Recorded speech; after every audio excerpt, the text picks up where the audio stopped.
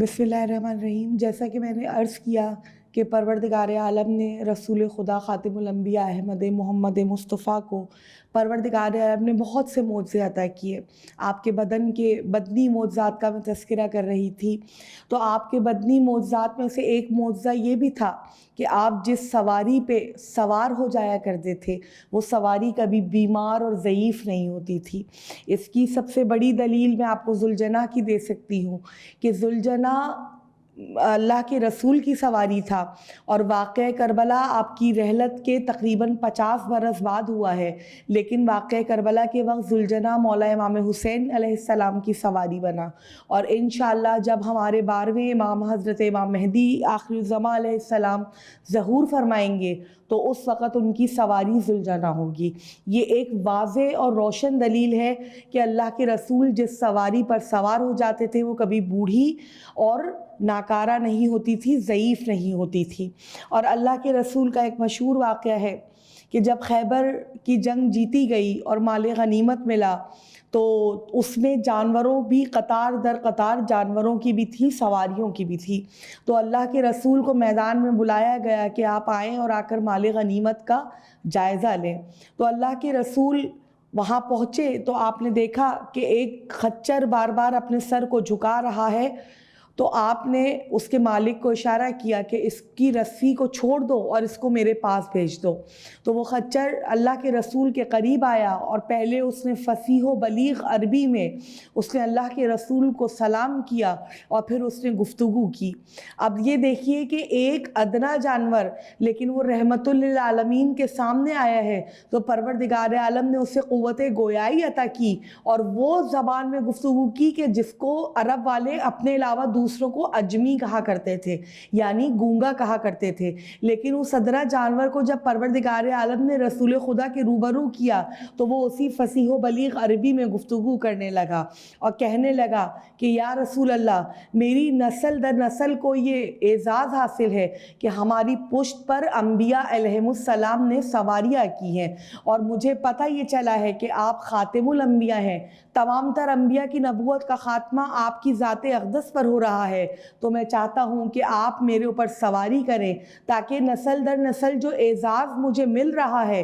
وہ مجھ تک بھی منتقل ہو۔ اللہ کے رسول نے تبسم فرمایا اور تبسم فرما کر آپ اس کی پشت پر سوار ہوئے اور آپ نے اس کے سر پر ہاتھ پھیرا اور پھر کہا کہ آج سے تم میری سواری ہو اور میں تمہارا نام یاخور رکھتا ہوں۔ اور آپ تاریخ میں جب مطالعہ کریں گے اور رسول اللہ کی سواری کے متعلق گفتگو کریں گے تو آپ کو یاخور کے متعلق بھی معلومات ملیں گی۔ اور اتنا وہ زیرک جانور تھا، اتنا زیرک جانور تھا کہ اللہ کے رسول اس کی پشت پر سامان لاتے اور اس کو کہتے کہ فلاں صحابی کے گھر جا کر دے آؤ، تو وہ اسی صحابی کے گھر جاتا اور جا کر وہ سامان دے کر آتا۔ اور اگر اللہ کے رسول کو کسی صحابی کو طلب کرنا ہوتا تو وہ یاخور کو کہتے کہ جاؤ فلاں صحابی کے گھر جاؤ، تو یاخور اٹھتا جاتا اور جا کر اس صحابی کے دروازے پر جا کر آواز نکالتا اور صحابی کو خبر ہو جاتی کہ اس کو رسول اللہ نے طلب فرمایا ہے۔ تو یہ میرے اللہ کے رسول کے معجزات ہیں۔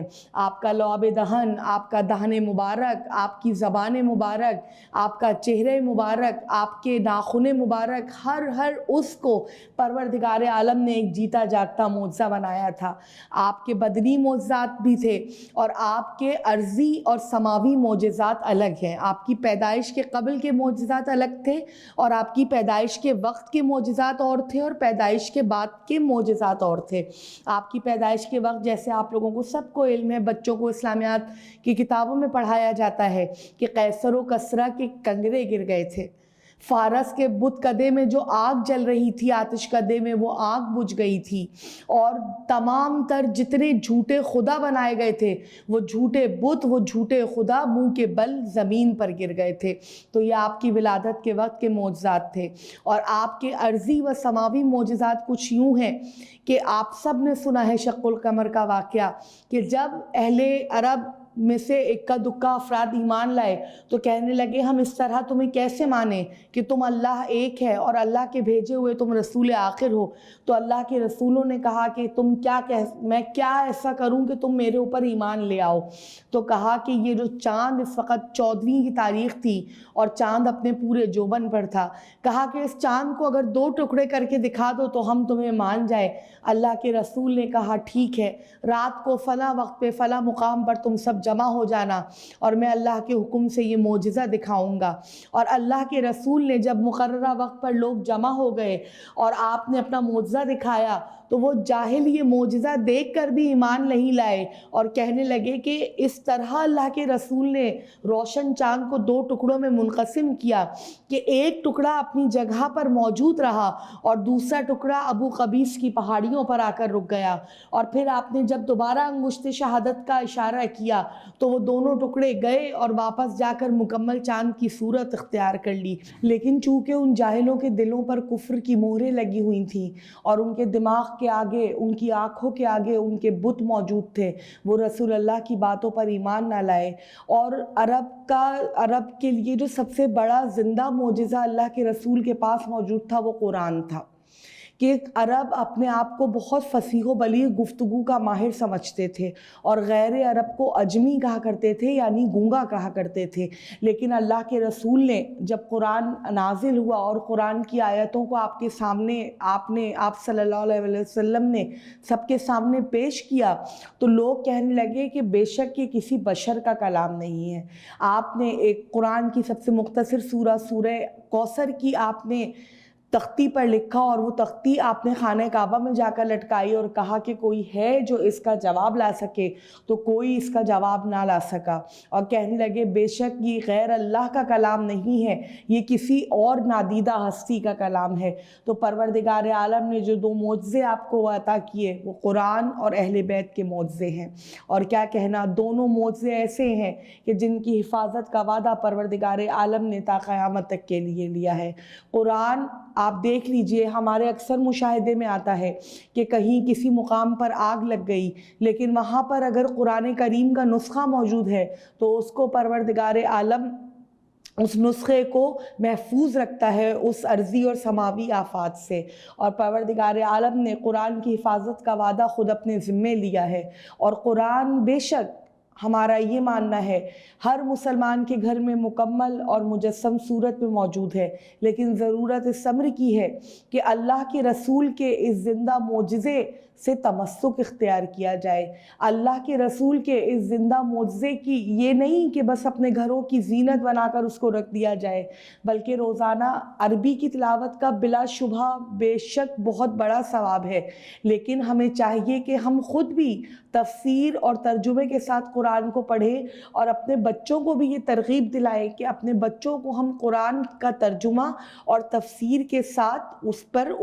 بچوں سمجھ کے پڑھیں، تاکہ جب قرآن کا ترجمہ اور تفسیر ان کی سمجھ میں آئے گا تو وہ رسول کے قول و فعل کے مطابق اپنی زندگیوں کے راستوں کو قرآن اور تفسیر کے مطابق چلائیں گے۔ اور دوسرا معجزہ جو پروردگار عالم نے اپنے اللہ کے رسول کو عطا کیا وہ اہل بیت علیہم السلام ہے۔ کیا کہنا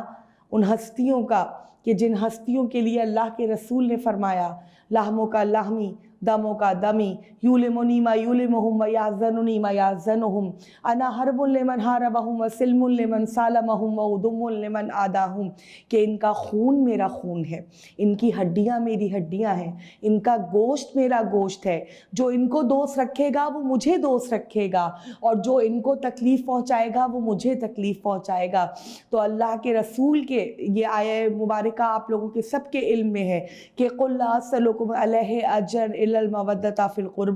کہ اے رسول کہہ دیجئے کہ میں اپنی رسالت کا اجر سوائے اپنے اقربا کی مودت کے کچھ اور نہیں مانگتا۔ تو یہ اقربا کون ہے؟ تو اللہ کے حکم سے، پروردگار عالم کے حکم سے اللہ کے رسول نے اپنے اہل بیت کو پہچنوایا اور تحت کسا پنجتن کے نور کو منور کیا۔ पंजतन के नूर को मुज्तमा किया है और फिर उन पंजतन के अनवार का एक जगह जमा होना था कि ज़मीन व आसमां के अनवार उसके आगे मान पड़ गए। और जिब्राईल के जिनकी खिलकत ख़ुद नूर से हुई है वो एक मर्तबा हैरान होकर पूछते हैं कि परवरदिगार आलम ये कौन सा नूर ज़मीन से साते हो रहा है कि जिसके आगे ज़मीन व आसमान के तमाम अनवार मान पड़ गए हैं। तो अल्लाह ने इरशाद फरमाया अल्लाहुम्मा हाउलाइल अहले बैत, ये मेरे रसूल के अहले बैत है। बस पंजतन का एक किस्सा के नीचे जमा होना और अहले बैत का तारुफ कराना इस बात की दलील है कि अक़रबा की मवद्दत के लिए जिन अक़रबा की मवद्दत का हुक्म कुरान पाक में क़ुल ला असलुकुम के ज़रिए दिया गया वो यही अहले बैत और यही पंजतन पाक की हस्तियाँ हैं। रसूल खुदा का अपने अहले बैत को किस्सा के नीचे जमा करके पहचान माना इस बात की रोशन दलील है कि क़ुल ला अलैहि असलुकुम की तफसीर बनकर जो हस्तियाँ इस दुनिया में आई हैं वो पंजतन पाक का अनवार है। वो मोहम्मद हैं, वो अली हैं, वो फ़ातिमा हैं, वो हुसैन हैं, वो हसन हैं कि जिनके नूर को परवरदिगार आलम ने अनवार खमसा का नाम दिया। और बेशक इनकी मोहब्बत और इनकी मुवद्दत हमारा जुज़्वे ईमान होना चाहिए।